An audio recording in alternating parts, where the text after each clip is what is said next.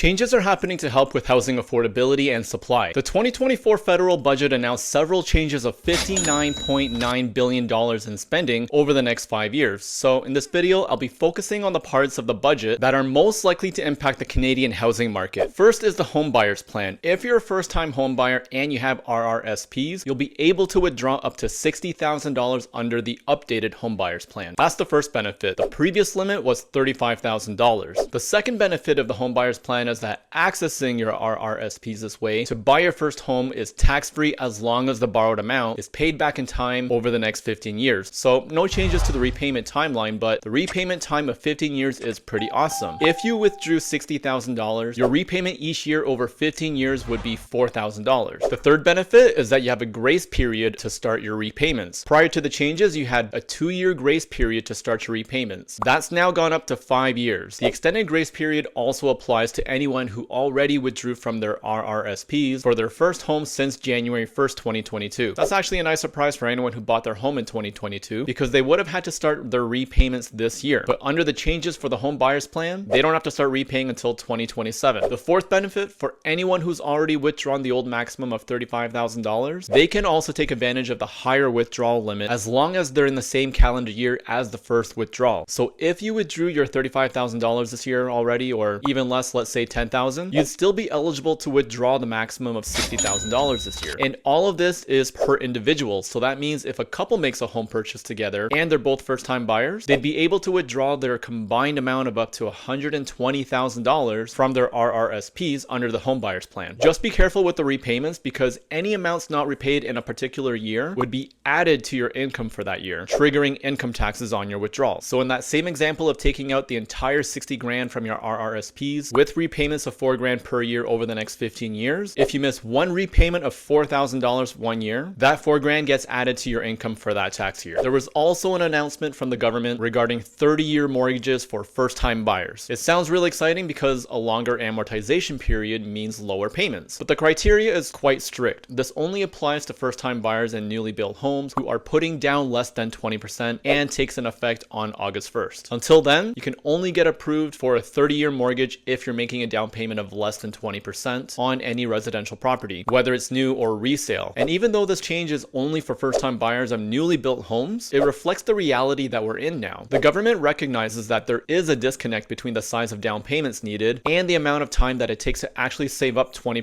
30-year mortgages on newly built homes can be good for a few reasons. The biggest benefit that I can see many borrowers focusing on is that their monthly payment obligations would go down. From a lender's perspective, it might allow them to qualify borrowers for a larger home purchase. But now let's switch the focus onto why the government probably brought this change into play. Pre-construction condos are also newly built homes. A large portion of purchasers of pre-construction condos are first-time home buyers. The reason behind that is because they give purchasers more time to save while they make their down payment installments. But in today's market, the pre-construction condo market isn't as popular anymore. The reality is that there are pre-construction condo purchasers out there who have not been able to qualify for mortgages, especially at these higher interest rates that we have now. They signed their agreements maybe 4 or 5 years ago, and the deal could be about to close within the next 3 months. That brings us to around August 1st, which coincidentally is also when this rule comes into play. How long does a mortgage pre-approval last? Also about 3 months. So I think one of the goals the government had in mind with this change was to save anyone with a pre-construction home that's about to close in the next 3 months and onward. Because prior to this change, the buyer might have been thinking to assign the property if they knew they could not close the deal with higher interest rates that have gone up since 4 and 5 years ago. Now, there's potentially a bigger chance they do not have to assign the purchase agreement and also a higher chance of getting a mortgage at 30 years with lower payments and only if they made a down payment of less than 20%. But the way pre-construction sales work is that 20% down payments is almost 99% common in most projects. Most developers were already looking for a 20% down payment. How much is this going to help anyone with an existing purchase agreement of a newly built home? Probably not many, so I don't think this change is going to help a lot of existing pre-construction home purchasers. If anything, this could encourage new buyers to look into the pre-construction property market since down payments are spread out over several years. And if buyers are looking at pre-construction homes again, then residential developers could also be encouraged to resume any projects that were put on hold and even add more projects into the pipeline for future developments with modified deposit structures and down payment requirements of less than 20%. But unfortunately, this does not apply to existing resale properties, so if you're putting down less than 20% on a home that's already already been built, you can potentially only get a maximum 25-year mortgage, but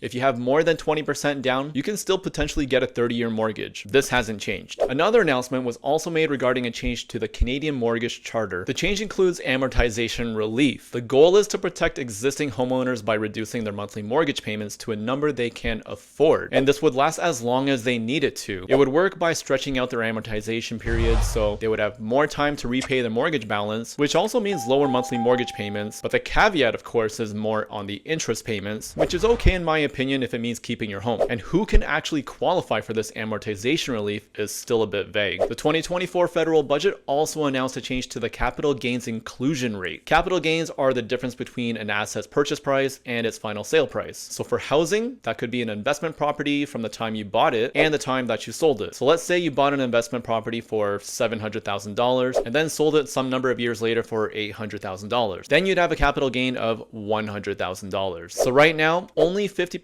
of capital gains are taxable. That 50% is what's called the inclusion rate. That $100,000 in capital gain after selling your investment property would be your profit. 50% of that profit would be considered income, and so it's taxable at whatever the marginal tax rate you fall within for that tax year. And this only applies to investment properties. So you might be wondering, how is this going to impact the current housing market with two ongoing issues that never seem to get resolved, which are affordability and supply? Stick with me here and I'll explain. So now what could be changing as of June 25th this year is the inclusion rate. Instead of paying taxes on half of your capital gains, the 2024 budget would increase this to 2/3 on capital gains above $250,000 for individuals. For corporations, all capital gains earned would be taxable at the new 2/3 rate. One thing to keep in mind is that primary residences are exempt from capital gains, and so this only applies to any property that is not your primary residence. But for real estate investors who operate under a corporation, higher taxes might get them thinking about what to do with their investments, and so we might see investors selling off some of their properties. Next is a potential change to vacant land taxing to incentivize home construction. There are vacant landowners sitting on their residentially zoned property, waiting for the day when the developer knocks on their door and says to them that they want to buy their land to develop on. Basically, the land is an investment. So the 2024 federal budget announced that the government will consider introducing a new tax on residentially zoned vacant land in an effort to spark development. The government plans to talk about it a little bit more later this year, and the development of vacant land could also help with the supply issue. The 2024 federal budget also announced the government's intention to completely restrict the purchase of existing single-family homes by very large corporate investors. This would help keep the housing supply available to the folks who want to buy the property to live in. Large corporate investors aim to purchase property and make it available as rental property. Discussion around this isn't confirmed yet, but we should hear more about it later this fall. Overall, I think the biggest impacts will come from the changes to the first-time homebuyers plan and longer amortization periods. Being able to invest in your retirement and accessing the funds today for the purchase of your home can really give someone a head start. I remember working at my old job before becoming a realtor, and I was given an employee share plan that matched RRSP investments. That really helped speed up the process of boosting my RRSPs, and so I can only imagine that employees and employers are still doing the same thing through regular payroll deductions. And the more time you have to repay it makes it a bit easier on the bank account. Hope you enjoyed this video. Subscribe for more videos every single week to help you reach your real estate goals. Thanks for watching.